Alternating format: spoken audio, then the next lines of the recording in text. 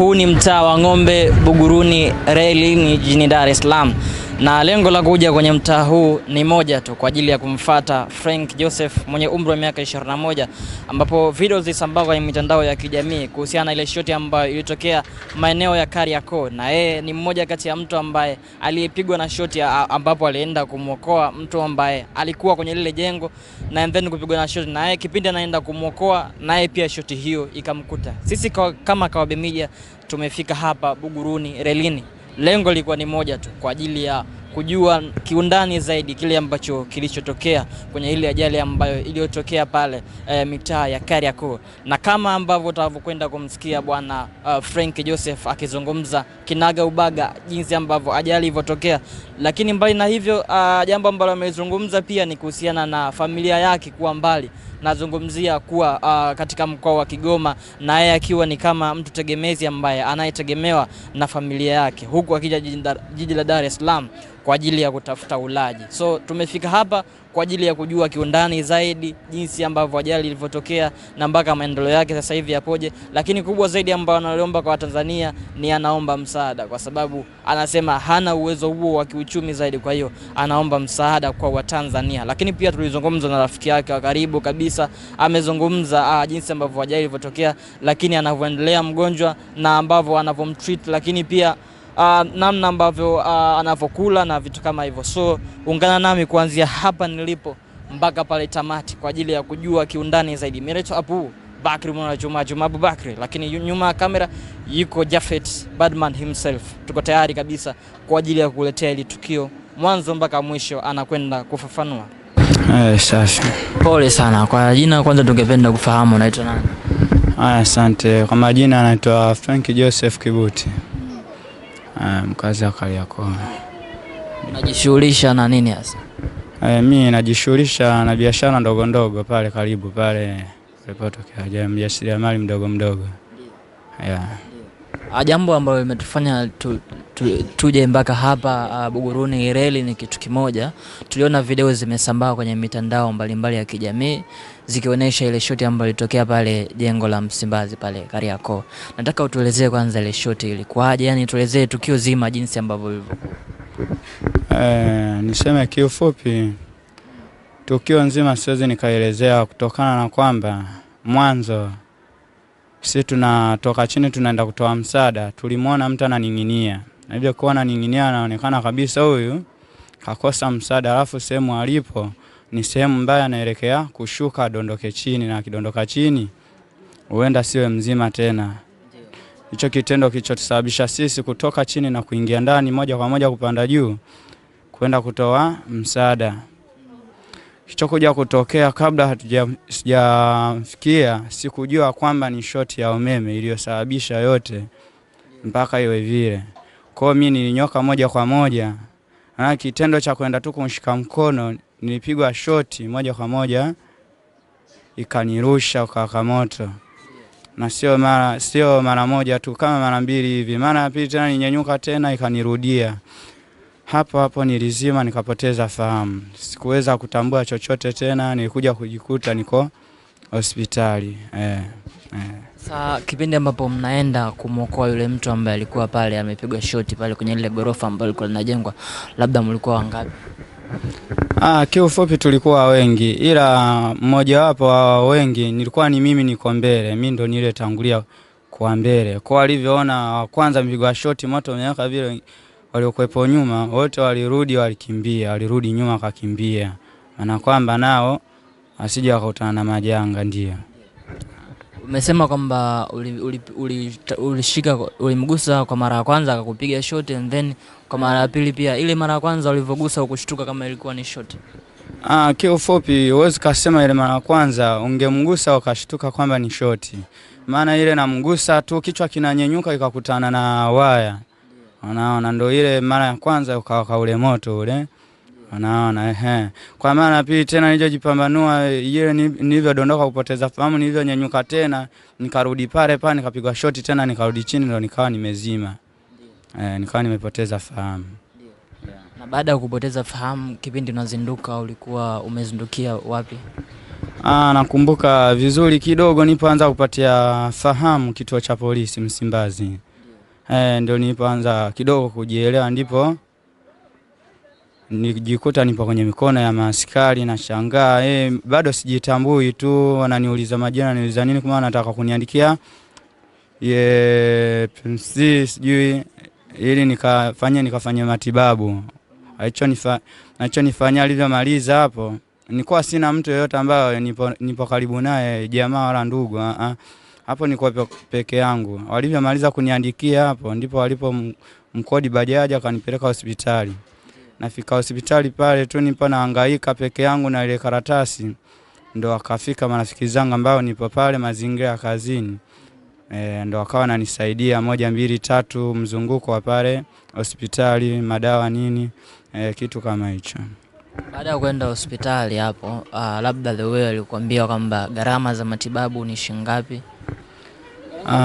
Gharama za matibabu siwezi nikajua, kutokana na kwamba kila ambacho nilikuwepo nacho mfukoni mimi kilikuwa hakitoshi, na tuliomba sisi wafanya wanavyoviweza waokoe kwanza uhai wangu ili kuweza kurudi kwenye hali ya kawaida. Na kama ni matibabu itaonekana labda kuna matibabu inabidi yaendelee kidogo, watuache tukajichange, maana mimi ni mfanyabiashara mdogo, afu kazi nazozifanya sio kazi zile za kusema ni kazi kubwa ambazo zinaniingizia kipato kikubwa. Unaona, ndio maana kwamba ikabidi tutoke hospitali. Walinipiga kama dripu 3 hivi za maji na sindano. Kaambia jamani, hela si fedha hatuna, inabidi tu turudi nyumbani tukaombe tukachangisha kwa Samaria wema, kitakachopatikana chochote kitu tutarudi hospitali. Ndio ilivyokuwa hivyo. Na ulivoulizia labda the way, kwa sababu tukio limetokea juzi na ulienda hospitali na vitu kama hivyo, na unawezekana tayari gharama za matibabu walishakupa ama ulishazijua tayari, pengine Watanzania wanapenda kufahamu labda gharama za matibabu hospitalini ambapo umeenda mpaka upone labda shingapi hivi? Bado kutokana na kilichoendelea kwamba sisi wenyewe tuliomba waturuhusu tukajichange, hatukuweza kujua labda kiasi cha fedha cha kuweza kupata matibabu ni kiasi gani. Ila tunachoomba tu Watanzania na watu wanatusikia, Watanzania wenzetu watusaidie, maana kama mnavyoniona hii hali nilikuwepo nayo sio hali ya kawaida, ni hali ambayo inaweza kanipelekea mwili mzima kuathirika kabisa. Unaona kama nilivyoungua usoni, na sio kuungua tu hapa usiku. Wengine wanasema sina hata usingizi, sina raha hata kidogo muda wote. Alafu kuna utofauti ambao nimeanza kusikia sasa hivi kwenye macho. Sasa hivi nikiwa naangalia huaga naona mawenge. Kwa hiyo inaonekana kabisa niliumia ndani kwa ndani, inabidi nikafanyie vipimo zaidi. Ila saa hapo pote inatakiwa nipate msaada kwa mtu yoyote ambaye atakuwa nacho chochote kidogo tu, anisaidie hivyo 2 3 kitanisaidia, ili na mimi nikacheki afya yangu ili niweze kurudi kwenye hali ya kawaida. Sasa nasema kwamba usiku napata tabu kulala. Unalala ni dhahiri kwamba unalala kichalichali, si ndio? Ndio ilivyo hivyo. Yani sio kulala, yani ni mateso matupu, kutokana na huduma za kitibabu nilizozipata hazistahili na maumivu niliyoyapata. Hicho ndio kinachosababisha niteseke zaidi, kutokana na nilichokipata na huduma niliyoipata ndio vinalingana. At least kidogo matibabu yangekuwa ana ukubwa kulingana na hii nini iliyonipata, hii shida iliyonipata, ingekuwa ni vizuri zaidi. Ndio maana napata shida kidogo, kutokana na mwili bado unadai dawa, alafu dawa hamna. Ukiachilia mbali usoni, shingoni, mkononi, mguuni, ni sehemu nyingine ambayo wapi ambayo umepigwa na shoti? Asilimia kubwa mwili ulistuka, niseme mwili mzima ulistuka, ila asilimia kubwa kuna hizi sehemu ambazo zilidondokea na hizi cheche za moto wa shoti ndo zilizoathirika, hususan kama hapa kichwani. Unaona kichwani niligusa, yani hiki kichwa kiligusa ule waya mkubwa kabisa wa umeme ule. Unaona, ndivyo vile ulivyo unavyoona ile video unawaka moto. Unaona, na tena nilinyenyuka mara ya pili tena kujipambana ninyenyuke tena. Vile nilivyodondoka nikajikuta tena narudi pale pale. Unaona, kwa niseme kifupi ni mwili mzima. Ya sana sana nilipoumizwa na hizi cheche ni kama hivi mnavyoona, mkononi, shingoni, usoni hivi nilivyoungua, miguuni hivi, na mwili mzima kwa ujumla, maana nilizima kama nimeparalyze fulani hivi. Yeah. Na vipi wahusika wa pale labda walikutafuta kuhakikisha kwamba anakusaidia kwenye matibabu? Niseme kwamba kwanza kikubwa zaidi ninachokisema mimi, wahusika wa pale kwanza walimfuatia mtu wao. Maana muda huo mimi napelekwa hospitali, mtu wao hakuweza kujua yeye amepelekwa wapi, na unajua naye alidondokea chini. Unaona, kwa hakuweza kujua kapelekwa wapi, kwa alikuwa anahangaika na changamoto za kumtafuta mtu wao ambaye ndio fundi, ili waweze kumpata, wajue kinachoendelea. Kwa kwangu ni hawajafika. Familia iko hapa Dar es Salaam hapa ama ipo nje Dar es Salaam? Ndio, kama unavyoona mimi hapa nilipo ni mimi kama mimi. Kijana tu, sina mke, sina familia. Nao wananisaidia, ni majirani tu hapa nilipopanga tu, wasamaria wema kama wengine wanaonisaidia 1 2 3. Kama unavyoona hivi, sina familia, sina mke. Hapa nimeambiwa familia inakutegemea. Familia iko mkoani, si ndio? Familia ipo mkoani. Wako mkoani Shamba kabisa. Mkoa gani? Kigoma. Kigoma. Dar es Salaam ulikuja mwaka gani? Dar es Salaam na muda na kama miaka 3 hivi inaenda 4. Yeah. Na umesema kwamba nimeambiwa hapo pia familia inakutegemea. Baada ya kusikia hii taarifa, labda familia, mimi nataka kufahamu hatua ambazo walizochukua mpaka sasa hivi. Niseme kiufupi, kufahamu ni vigumu, maana wazazi wangu kiangalia kwamba mimi nyumbani kama mtoto wa mwisho. Yeah, na ukiangalia mimi ndo nilikuwa nategemewa, mimi ndo nilikuwa mimi nipeleka shule, bahati mbaya masomo yakawa sio rafiki kutokana na hali ya kiuchumi. Mimi nikawa nimetoka shule, nikaenda kujitafuta kama hivi unavyoniona hivi, nimekutana majanga huko, nilikuwa kwenye utafutaji. Kwa kusema ukweli hapa sijui kama wana taarifa, maana simu ni hamna. Simu ni hamna kabisa. Kwa labda wanione labda nimetokea tu, kitu kama hicho. Wazazi wapo Kigoma. Kigoma pale kuna Kigoma mjini na Kigoma vijijini. Wapo ndani kabisa ama wapo Kigoma mjini? Wapo ndani kabisa.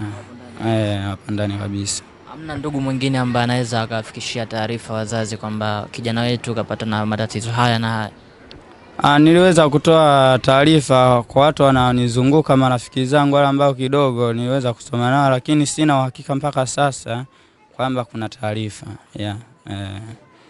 Na umesema kwamba ulienda hospitali, na kipindi ambapo nawasiliana na wewe pia uliniambia umetoka pharmacy kupata dawa 2 3. Nataka utuelezee sasa hivi hali yako ipoje tangia ulipopigwa na ile shoti umezinduka mpaka sasa hivi, maendeleo yako yapoje? Maumivu bado yapo kwa wingi ama kuna kitu kama kimepungua kidogo kwenye maumivu? Hamna, niseme tu maumivu ni yale yale. Hamna kilichopungua, maumivu ni yale yale. Nachomshukuru Mungu tu ni kwamba naweza hata kunywa uji ili kuweza kumeza dawa, na naweza tena nikasimama hivi, mtu akanipeleka leo nikachomwa sindano. Hilo ndo la kumshukuru Mungu, lakini zaidi ya hivyo afya kama unavyoiona hivi bado tu haijaimarika kokote, yani bado iko vile vile tu.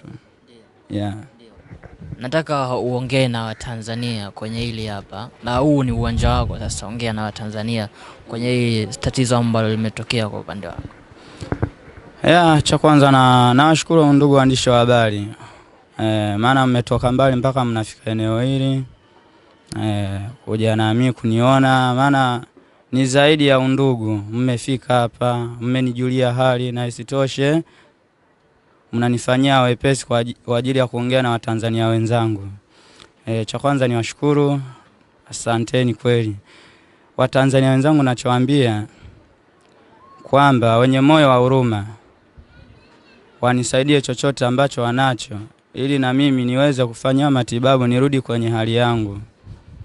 Maana ukiangalia kama hii ngozi, kuna bado madokta bado hawajapata ufafanuzi. Kuna wengine nasikia wanasema kwamba inabidi sijui ibanduliwe, sijui ifanyeje, kwa sijajua hatimaye itakuwaje. Ila hayo yote yanafanyika endapo kikipatikana chochote kitu kiasi cha fedha ambacho kinaweza kikakizi ya mahitaji. Umeenda kwenye hospitali, labda wamekukatia rufaa uende hospitali kubwa zaidi kuliko hiyo ambayo ulienda? Hapana. Sijakatiwa rufaa yote ya kwenda hospitali kubwa. Hakuna watu ambao wamekutafuta, labda viongozi, watu ambao kidogo wanaojiweza labda Amna, kusema kweli wasamaria wema tu labda naoniona hivyo nasikia huruma, lakini kusema kwamba sijui viongozi labda wanaojiweza wananitafuta kwa ajili ya kunipa msaada wote sijaona kweli. Labda ila kwa sasa sijaona kweli. Nataka kidogo nirudi nyuma kidogo. Umesema kwamba wewe ni mfanyabiashara mdogo, mjasiriamali, na nataka utufahamishe hili hapa, ni umejiajiri mwenyewe kwamba ama kuna bosi ambaye unamfanyia kazi alafu then jioni unampelekea mapato? Okay, mimi nimejiajiri mwenyewe. Ni kwamba chochote kitu nachokipa, kama unavyojua hali zetu nazo hizo zinakaa zitabiriki. Sometime napata hela ya kula, sometime nakataa. Nimejiajiri mwenyewe, najipambania mwenyewe na biashara yangu tudogo tu kawaida sana. Kama utopenda, lakini kama utapenda kujibu sawa. Kwenye hiyo biashara ambayo ulikuwa unaifanya, labda the way kwa siku ulikuwa unaingiza kiasi gani? Kikweli inatokana, maana kuna siku nakosa kabisa. Unaona, kuna siku nakosa kabisa, siku hata umeshinda njia, ni jambo la kawaida kwenye hizi biashara zetu ndogo hizi. Siku kipata napo haiwezi kazidi hata 15,000, haiwezi kavuka 10,000, na hiyo hapo sasa, hiyo hapo nayo kiipata, ukiangalia mzunguko wa nauli, ukiangalia mzunguko wa kula, kwa nayo unakuta inaisha kwenye hizo changamoto. Ukiangalia tena ndio hivyo tena, hapa mjini tumepanga, hiyo nayo inaisha kwenye mzunguko kama hivyo. Kwenye huo mzunguko ambao umeusema wa nauli, chakula na vitu kama hivyo, labda huo unatumia shingapi? Inatokana, maana matumizi ukija kuangalia vyakula, bei wanafanya kazi, bei za Kariakoo wanazijua. Na sitoshe nauli kama kutoka hapa mpaka Kariakoo 600 kwenda na kurudi 1200. Kuna wakati labda mifoleni sijui nini kutokana na mabarabara pa kwenye ujenzi nini, kama hivyo. Swali moja nataka nifahamu kwa upande wako. Tunajua sehemu yote yenye mkusanyiko wa watu wengi, especially kwenye mastendi, kwenye masoko, Kariakoo huwa wana umoja wao kama wafanyabiashara. Endapo mtu anatokea anapata tatizo, inakuwa ni rahisi kumchangia au kutoa taarifa. Kwa upande wako, janga hili lilivyotokea Kariakoo, kila mtu aliona, feedback imekuwaje yani kwa wafanyabiashara wenzio? Ndio kama walivyosema, alikuwepo huyu ndugu yangu ambaye nipo naye sasa hivi. Yeye ndo aliyebaki, alienda pale kesho yake wakachukua daftari, maana wananijua wanamjua, walikosanya chochote kitu kilichopatikana. Ndo ambacho kipo kinatusaidia leo hii kupanda bajaji, kulipa nauli, kununua matunda, kununua maji. Kwenye mzunguko kama huo ndo kipo kinatusapoti kidogo. Walichangia. Tumalizie na hili hapa, naomba tutajie nambari za simu kwa ajili ya kutuma Mtanzania yoyote ambaye alichokuwa nacho. Ndio, namba za simu 06 81 12 31 73. Majina yatatoka Daudi Morel. 0681 12 31 73. Majina yanatoka Daudi Morel. Na ugua pole na shukrani sana kaka. Asante, nashukuru pia.